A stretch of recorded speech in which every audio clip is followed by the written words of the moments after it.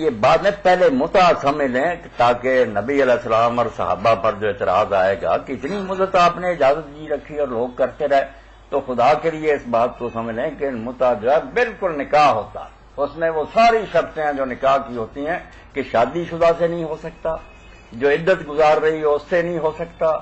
ایک وقت میں ایک خاوند کی بیوی ہوگی، جب وہ ختم ہوگا تو عدت گزارنی پڑے گی، عدت میں اگر ثابت ہو جائے کہ بچہ ہے اس کے پیٹ میں تو بچہ پیدا ہونے تک انتظار کرنا ہوگا، اور وہ بچہ اس آدمی کا جائز بیٹا ہوگا، وراثت میں حصہ لے گا، سارے قانون وہی، اور مسلمان ہو یا اہل کتاب ہو ایسے ہی ہوگا، سارے وہ قوانین و قواعد جو نکاح بالکل نکاح ہوتا ہے، صرف فرق یہ ہے کہ دوسرا نکاح جو ہے یہ طلاق سے یا موت سے ختم ہوتا ہے، وہ نکاح جو ہوتا ہے اس میں جو مدت مقرر ہے وہی طلاق ہے، جب وہ مدت پوری ہو جاتی ہے نکاح ختم ہو، باقی سارے قاعدے قانون نکاح وارث ہوتی ہے، عاقرہ سے بھی ہو سکتا ہے، ہاں وہ عاقرہ سے بھی ہو سکتا ہے، مگر اس کے لیے کہ اس کے وارثوں سے اجازت لی جائے۔ اور یہ بھی ہے کہ شیعہ حضرات نے بھی خیر کھلی چھٹی دے دی، ان کی حدیثوں سے بھی یہی پتہ چلتا ہے کہ یہ اجازت صرف سفر میں تھی، جن کی بیویاں گھروں میں موجود ہیں ان کے لیے نہیں تھی، جو لوگ سفر میں ہوتے تھے اور ایسا موقع آ جاتا تھا کہ خطرہ پیدا ہوگا کہ جناب مہمان، ان کو اجازت تھی۔ ہماری حدیثوں میں بھی یہی ہے، وطن میں ہوتے ہوئے آپ نے اس کی کبھی اجازت نہیں دی۔ اب ہمارے یہاں تو یہی ہے کہ اللہ کے رسول نے آخر میں اس کو بند کر روک دیا،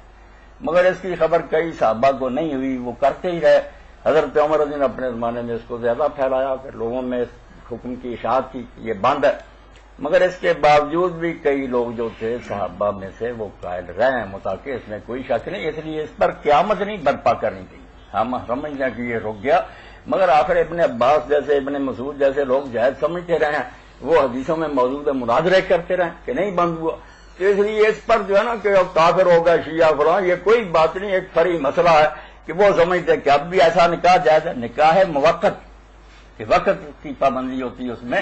باقی نکاح ہوتا سارے، اولاد جائز ہوتی ہے، وہ وارث ہوتی ہے، عدت بھی ہوتی ہے۔ ہمارے یہاں بڑے بڑے علماء مولوی صاحب جیسے لکھ دیتے ہیں کہ اس میں عدت ہی کوئی، بالکل غلط بات، عدت ہوتی ہے، اور اس عدت میں اگر پتہ چل جائے کہ حاملہ ہے تو بچہ پیدا ہونے تک نیا نکاح نہیں کر سکتے، وہ بچہ پیدا ہوگا اس آدمی کا بیٹا لکھا جائے گا، وہ وارث ہوگا دوسرے بیٹے۔ اگر کسی